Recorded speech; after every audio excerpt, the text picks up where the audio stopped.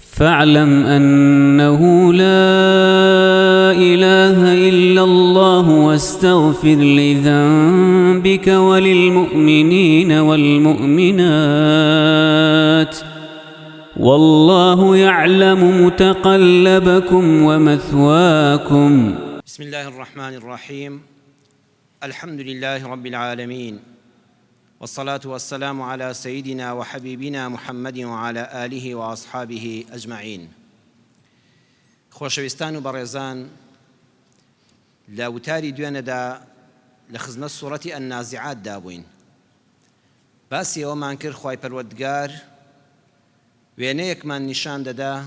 کە چارەنووسی هەر مرۆڤێک لەم سەرزەویەدا پێش قیامەتی دەیهێنێتە بەرچاوی. پێوەرێکە بە هەر یەکێک لە ئێمە دەڵێ ئاگاداری خۆت بە، خۆتی پێ بپێوە نەک خەڵکی. لەگەڵ ڕێزمدا بۆ جەنابتان ئێمە گرفتارین کۆمەڵگەی موسڵمان بەردەوام چاومان لەسەر بەرامبەرەکانمانە،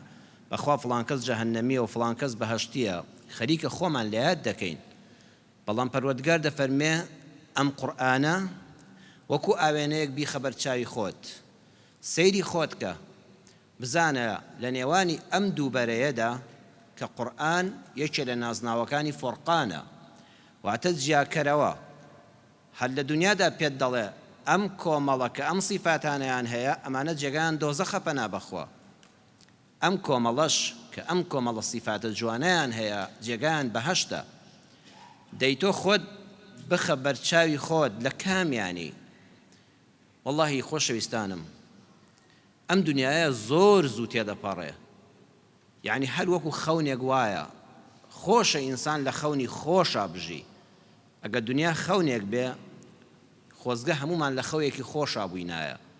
جەستەیەکی ساخ، ماڵێکی ئاوەدان، گیرفانێکی گەرم و گۆڕ، بێ احتیاجی لە خەڵک،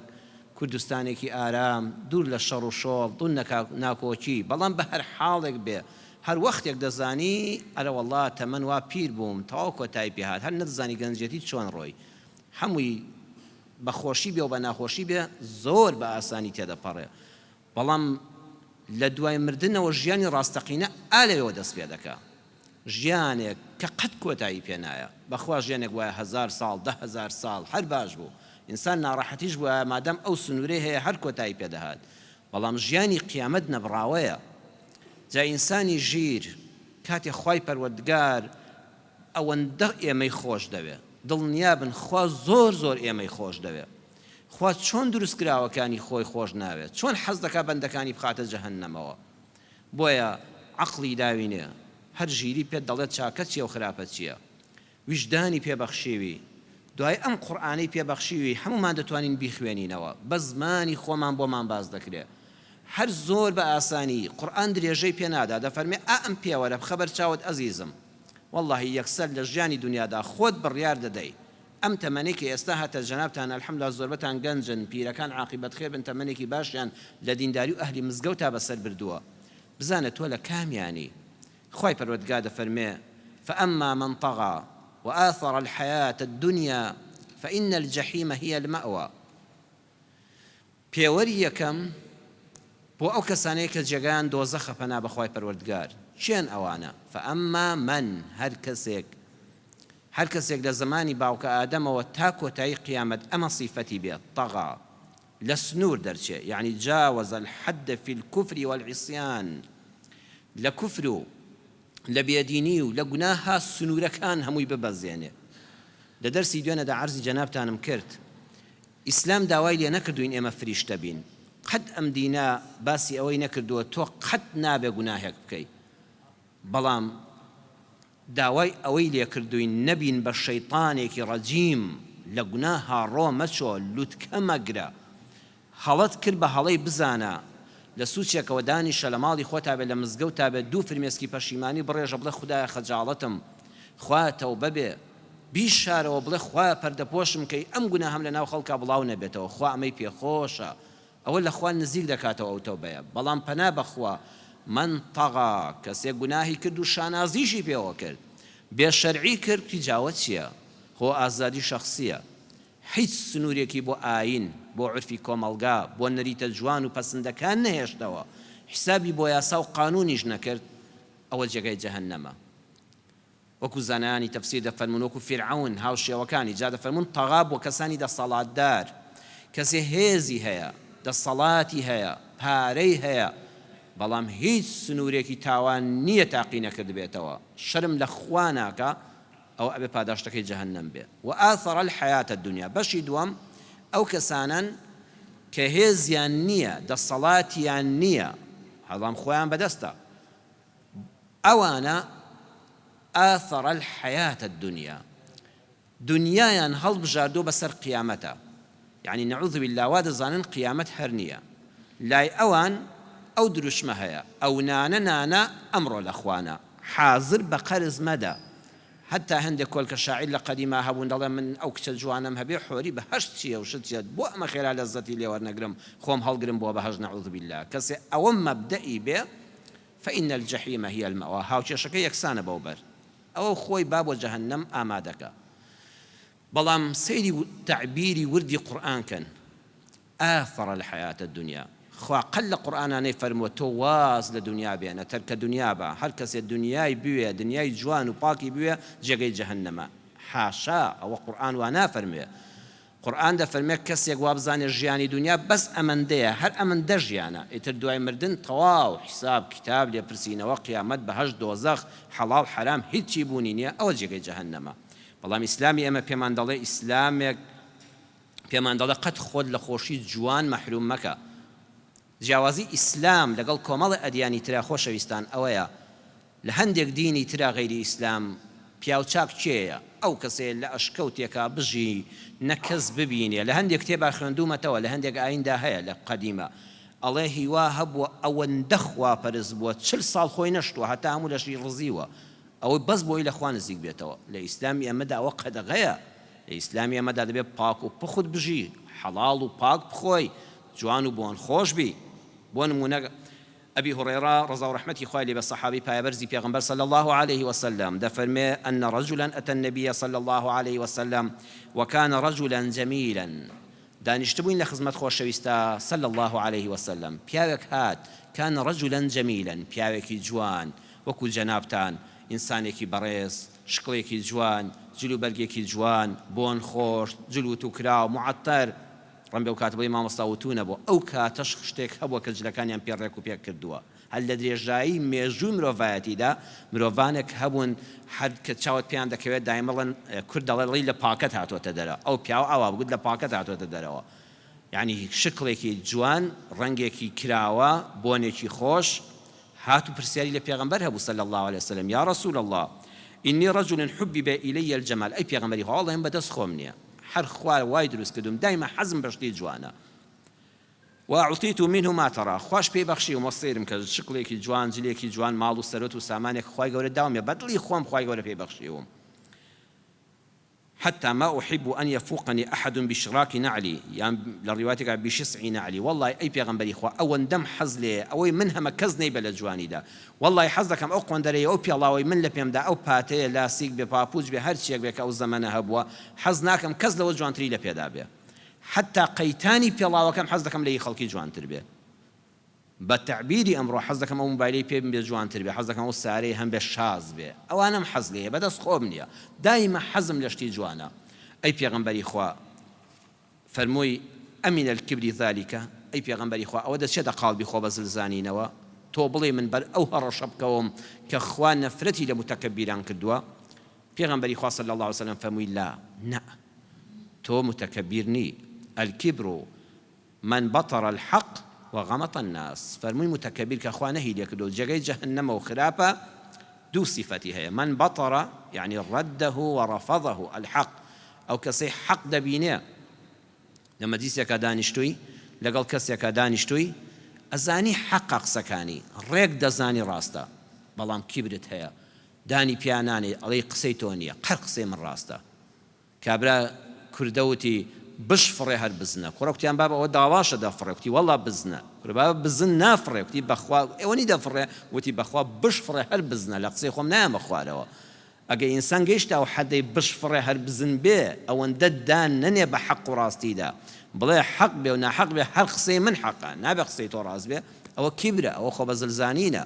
جا بەڕێزان جاری وایە ئینسانی وایە خۆی یەک دینار لە جیفانیانە کەچی ئەو کیبرەی هەیە ئەوەندە کە لە ڕەخ و کە لە شەقا دان بەڕاستیدا نانێ دەڵێت دەبێ وەی من وتم هەر ئەوە بێ ئەوە خراپە. دووەمیان ئەمە بە ئاشکرا دەڵێت دووەمیان لە ناخایە فەرمووی دووەمیان وغەمەط الناس يعني احتقارهم لە ناخەوە خەڵکت پێ سووک بێ خۆت بە ڕەفیقی کەس نەزانی وابزانی کەس لە تۆ زاناتر زمان ڕەوانتر پیاوتر ئازاتر سەخیتر کەس نییە ڕەفیقی تۆ بێ. ئەگەر کەسێ بە چاوی سووک سەیری خەڵکی کرد خوا ئەمەی پێ ناخۆشە. پێغەمبەری خوا فەرمووی یەخوا لە شەساق بە برام وەڵڵا تۆ پیاوی ناو کۆمەڵگای خوا ئەمەی تۆی پێ ناخۆش نییە بۆی ڕاست کردینەوە. ئەم حەدیسە لە صحیحی سنەنی ئەبی داووددا بە ژمارە فرموودەی 3448 صحیحە. بزانە مسلمانی بەڕێز ئیسلامی ئێمە دین النظافة والطهارة والنظام والجمال. ئیسلام ئەمانەیە دینێکە ئەڵە با جلوبەرگت خاوێن بێ با لاشەت خاوێن بێ با ماڵت خاوێن بێ. دینێکە دینی یاسایە دینی نیظامە دینی جوانیە بەخوا حەز دەکات شار هەمووی جوان بێ شەقام جوان بێ مزگەوت ڕازاوە بێ يعني ئەخوا ئەمەی پێخۆشە. ماڵەکان هەموو خۆزگە کولانە خانوو نەمایە هەمووی کۆشکی ڕازاوە هەمووی وەکو یەک بوویە بەخیلی و حەسوودیش نەدەما چەند جوان بوو. ئیسلام ئەمەی پێخۆشە.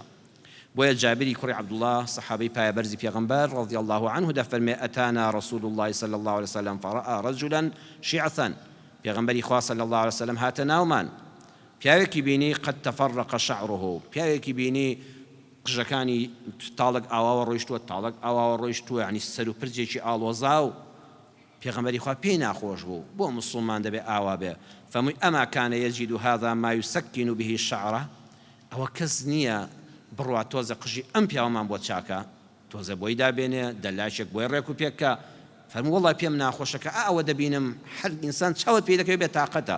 ئەڵێ دەبێ عەقڵی تەواو بێ بە شێت نەبێ ئەبێ نەخۆش نەبێ ئیتر کاکە تۆ ساغ و سەلامەتی بۆ وای فەرمووی کەسێک نییە بیبا تۆزێ بۆمان ڕێک و پێکە بۆ لەناو موسڵماندا ئام شکڵ و شێوە هەبێ. جاریشکیان دەفەرمێ وەڕەئا رەجل آخر وعليه ثياب وسخة پیاوێکی بینی جلێکی پیس پەڵۆخ هەر لە دوورە بۆنچڵکی لێدەهات جلەکانی پیس پەڵۆخ بۆنچڵک. فەرمووی ئەما کان هذا يجد الماء يغسل به ثوبه فەرمووی ئەرێ ئەمە هەر ئاوی دەست ناکەوێت ئەرکاکە خوا ئەو بە پارە نەبەوە زەمانە ئاو سابوون نییە تاید نییە شامپۆ نییە هەر بە ئاو ئەمە ئاویشی دەست نەدەکەوە تۆزێ ئەم جلانی خۆی پێ بشوە هەر لانی کەم بیکە ئاوە تۆزە ئەم بۆنە ناخۆش و عەرەقەی لێ بێتەوە. لە صحیحی سنەنی ئەبی داووددا ئەم فەرموودەیە بە صحیح هاتووە. واتە ئەو گەنجەی ئەو بەتەمەنەی کە ئەمڕۆ تۆ دەیبینی جلێکی ڕێک و پێک ئوتوکراو معەتەر بۆن خۆش ڕێک و پێک قات و ڕیباتێکی جوانی بەستووە ئەمە نابێ بڵێ وەڵا کاکە ئاثەر الحەیاتە دنیا بەخوا چاک باوەشی بە دنیادا گرتووە ئەوە بەشی قیامەتی کەم بۆتەوە نە مادام بە حەڵاڵی و بە پاک و پوختی ئیسلام ئەمەی پێخۆشە. دینی ئێمە پێی نەوتووی واز لە دنیایەکی جوان و حەڵاڵ و بۆن خۆش و پاک بێنە حتا چڵکن و پیس و پەڵۆخ و لەرزۆک و بێتاقەتبی لە خوا نزیکتر دەبێەوە. ناوەڵا ئەوە فەرمودەکانی پێغەمبەرە صلی الله عليه وسلم بەس دەفەرمێ ئاگادار بەوا نەزانی ژیان هەر ئەم چەند ڕۆژەیە ئاگادار بە قیامەت لە یاد مەکە. ئەینا جەنابەت ئێستا کە الحەمدوللا هاتوویە مزگەوت کە دەیتە تەراویح کە دەیتە شەو نوێژ کە بە ڕۆژوو دەبی کە جومعە دەکەی کە زەکات دەدەی ئەمە بەڵگەی چییە؟ بەڵگەی ئەوەیە بڕوا دوایە ئەم دنیای هەروە ڕوون نابێ. بۆیە ئێستا لە جێگا نەخەوتوم خۆیان تۆم لێ ڕازی بی قیامەتم ئاوەدان بێ ئیتر لە خۆشیەکانی ژیانە چۆن تەعامل دەکەی بە حەڵاڵی ئەوە مافێکی ڕەوای خۆتە. ئەبی ئەحوەز دەفەرمێت لە باوکیەوە ڕیواەتی کردووەتە باوکی چۆتە خزمەت پێغەمبەر صلی الله عليه وسلم فی ثوب دون وتی باوکم بۆی جەڕامەوە وتی ڕۆڵەگیان من هەڵە حاڵی بووبووم وەم زانیێگە موسڵمان بم دەبێ ئاوا بژیم جلێکی شڕی پیناویم لەبەرا بوو چوومە خزمەت پێغەمبەر صلی الله عليه وسلم. پێغەمبەری خوا فەرمووی پرسیاری لێ کردم نەیدەناسیم فەرمووی ئەلەکە مالون کاکە تۆ ماڵ و سامانت هیچ هەیە؟ مەبەستیەوە بۆ ئەگەر نیتە با یارمەتیت بدەین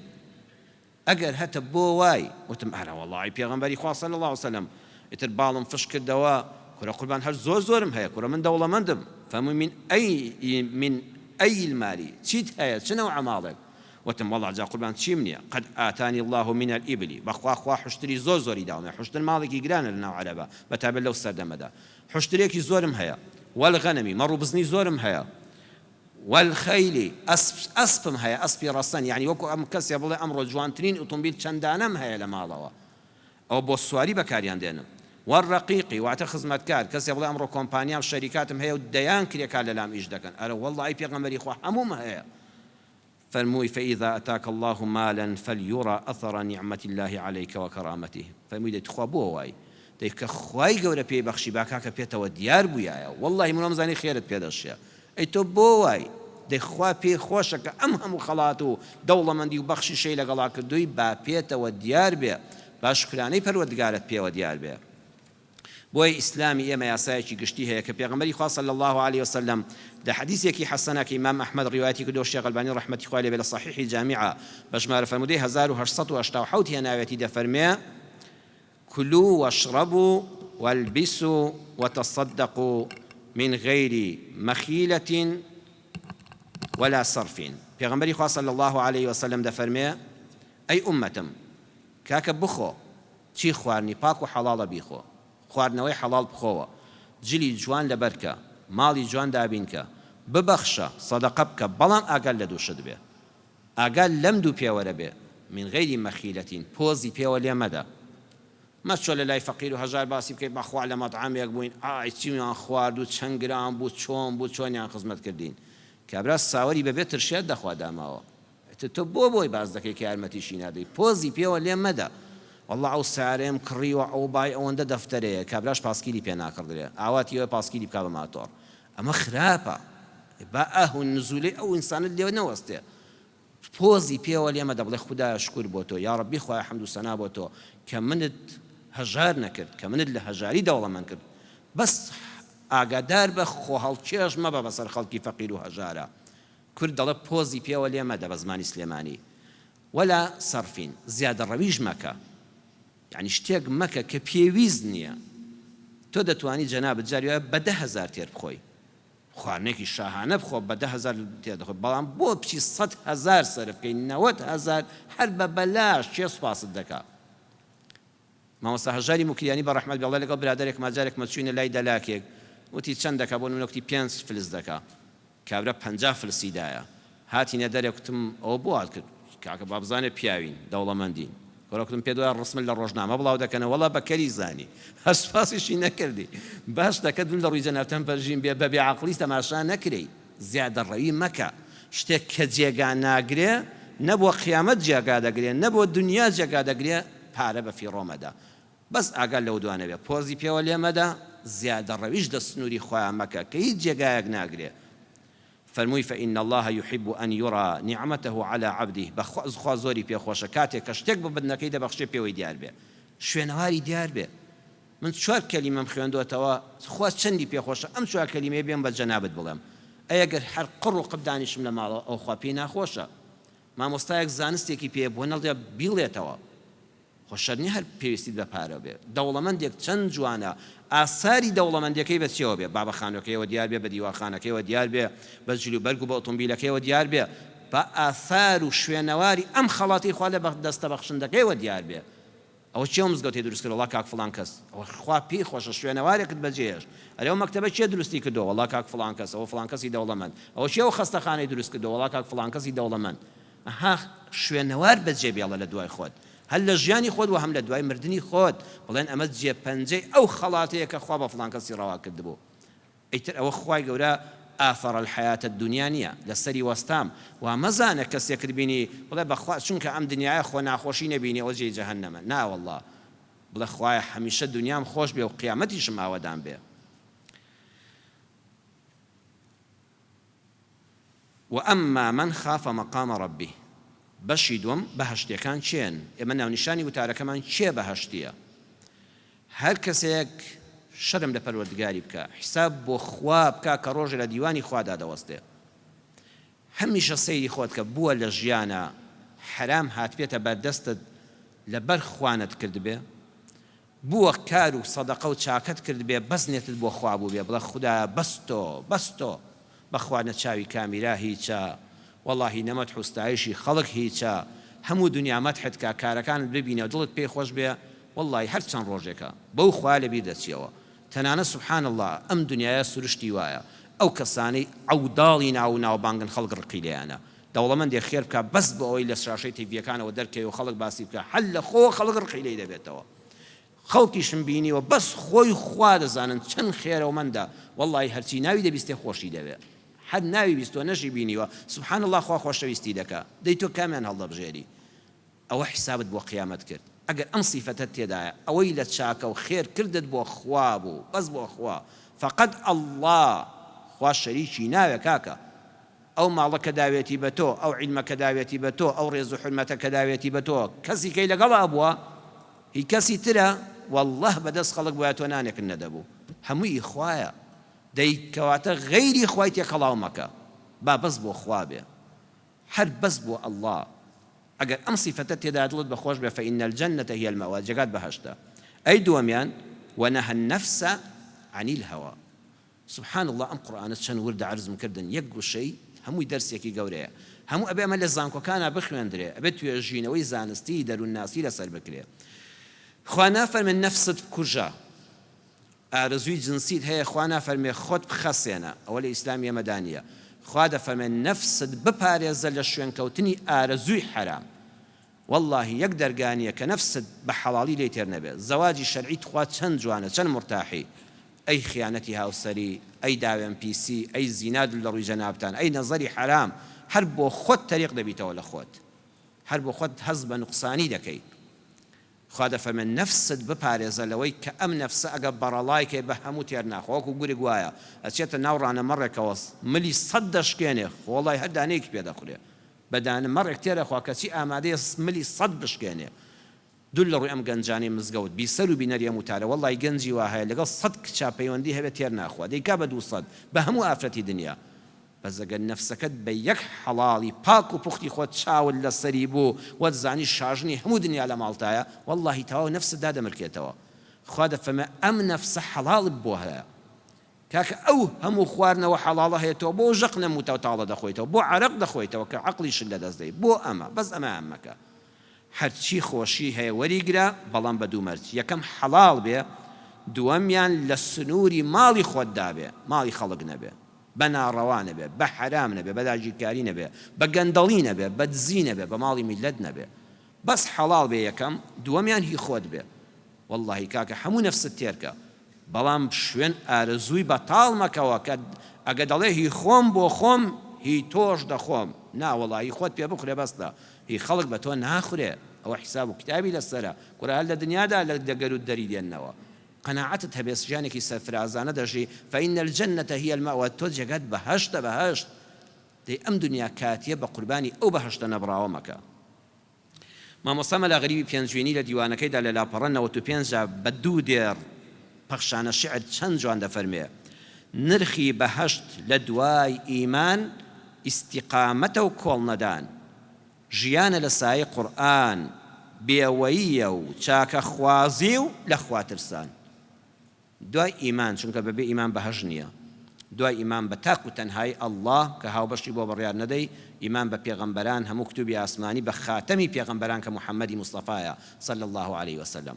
ئیستیقامەیە بەردەوام بوون تۆ لەم ڕەمەزانەدا دڵت بکڵێ دوای ڕەمەزان واز لە نوێژ و عیبادەت بێنی ویتر جارێشکە سەر لە مزگەوتان نەکەیەوە نا ئەم دینە ئیستیقامەی دەیە بەڕێزان بەردەوام بوون ئەم جا ژیانە لە سایە قورئان تۆ منهەجی ئەم قورئانە لەبەر دەستایە بەخوا هیچ منهەج و کتێبێکی کەن ناوێ ئەوەی تری هەموو دەبێت لە خزمەت قورئانە بێ نەک قورئان لە خزمەتی بەرنامەی ترا بێ بێوەیی کەسێکی سەلامەت بە کەسێکی شەڕخواز مەبە ئاشتی خواز بە ئیسلاح بکە ئیفساد مەکە خەڵک ئاشکەوە خەڵک بە شەڕ مەدە دوو زمانی مەکە بینی خەڵک پینەکە و چاکەوە چاکە خواز بە لە خواترسان شەرمکردن لە خوات جێگات بەهەشتە ابن مسعود دەفەرمێ پێغەمبەری خوا فەرمووی ئەلا ئوخبیڕکم بمن يحرم على النار أو بمن تحرم عليه النار پرسیاری لە سەحابەکان کردی یعنی بە ئاگای هێنانەوە ئەوە ئوسلوبە مامۆستاش دەتوانێت بەس دایمە بە تەلەبە ئاوا بڵێ بە شێوەی پرسیار پێتان بڵێم هاوەڵانی خۆشەویستم سەحابەکانم چ کەسێک ئاگری جەهەنەمی لەسەر حرامە یان جەهەنەم لەسەر چێ حرامە ئەرە وەڵڵی پێغەمبەری خوا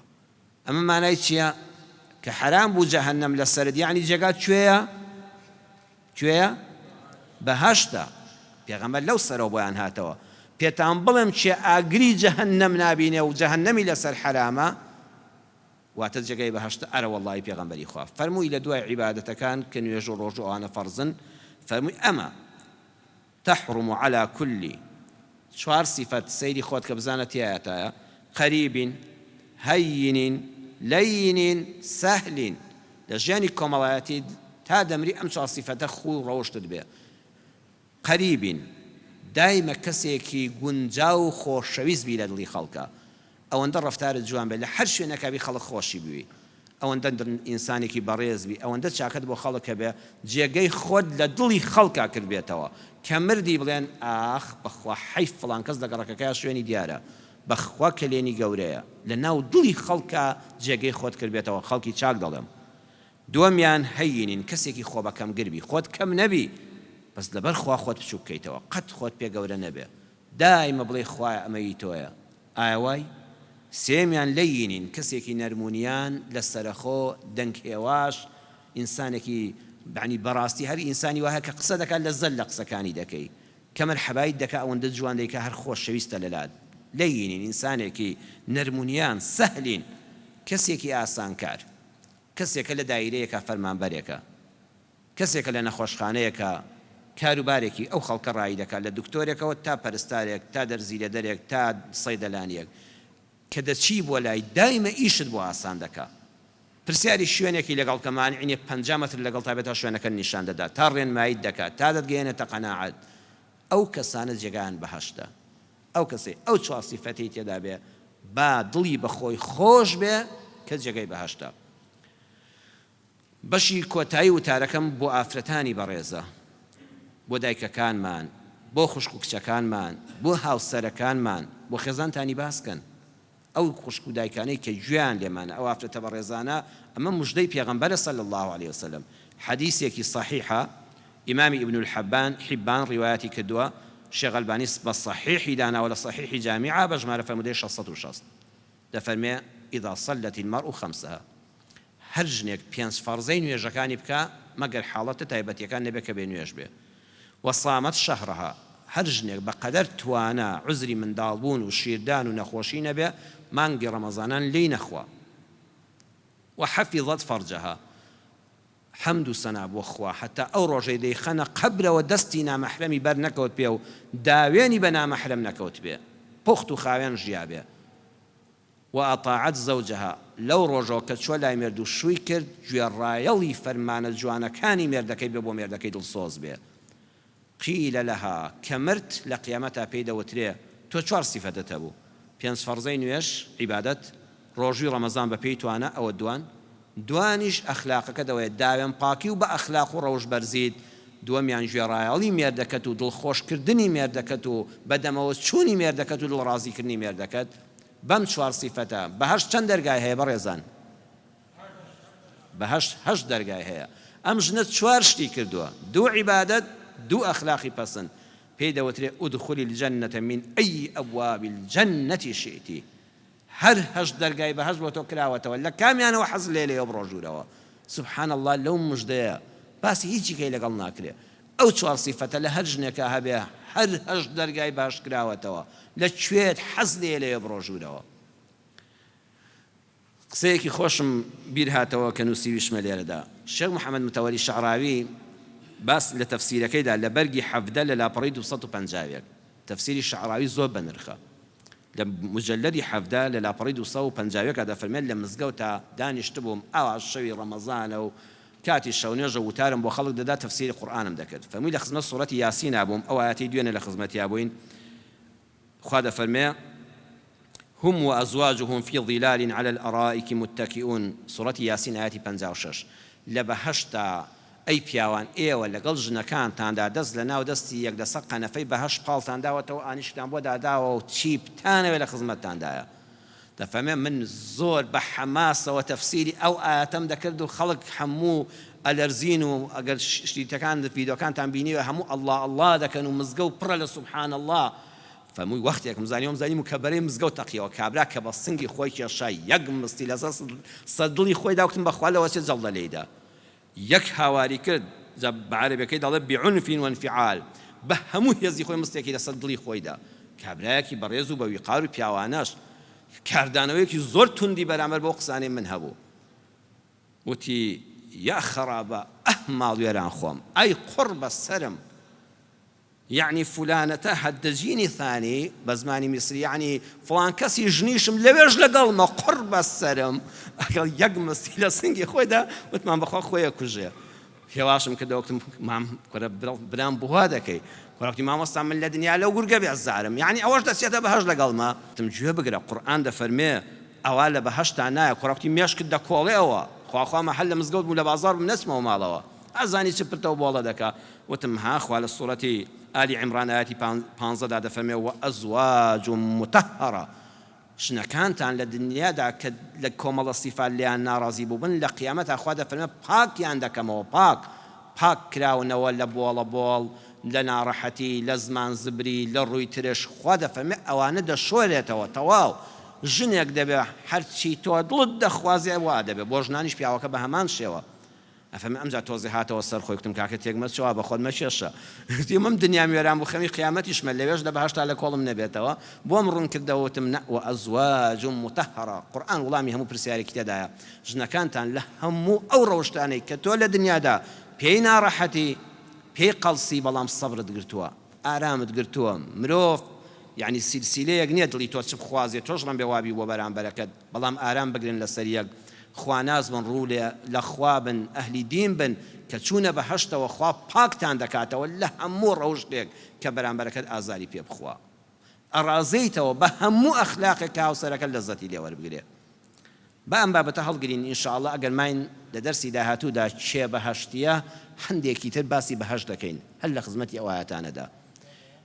داواکارم لە خوای پەروەردگار و لێی دەپاڕێنەوە دەڵێن یا پەروەردگارە اللهم اجعلنا من السعداء الأبرار، یا ربی خوایە بە ڕەحمی خۆت بمانجێڕی لە خۆشبەختانی چاکەکار، ولا تجعلنا من الأشقياء الفجار، یا ربی خوا نەمانجێڕی لە بەدکرداران، لە خراپەکارانی بەدکردار، لە بەدبەختانی بەدکردار، چونکە هەر کەسێ بەدکردار بێ بەدبەخت دەبێ، هەر کەسێ چاکەکار بێ خۆشبەخت دەبێ. خوایە خۆشبەختمان کەی، خوایە کردارمان جوان کەی. یا ربی خوای پەروەردگار داوای بەهەشت لێ دەکەین، خوایە بەهەشتمان لە تۆ دەوێ، بە ڕەحمی خۆت، بە فەزلی خۆت، بە کەرەمی خۆت، یا کەریم یا الله بەهەشتمان پێ خەڵات کەی. یا ربی خوایە بە گەورەی خۆت، بە ڕەحمی خۆت لە ئاگری دۆزەخ بە دوورمان کەی. آمین آمین والحمد لله رب العالمين. فاعلم أنه لا إله إلا الله واستغفر لذنبك وللمؤمنين والمؤمنات والله يعلم متقلبكم ومثواكم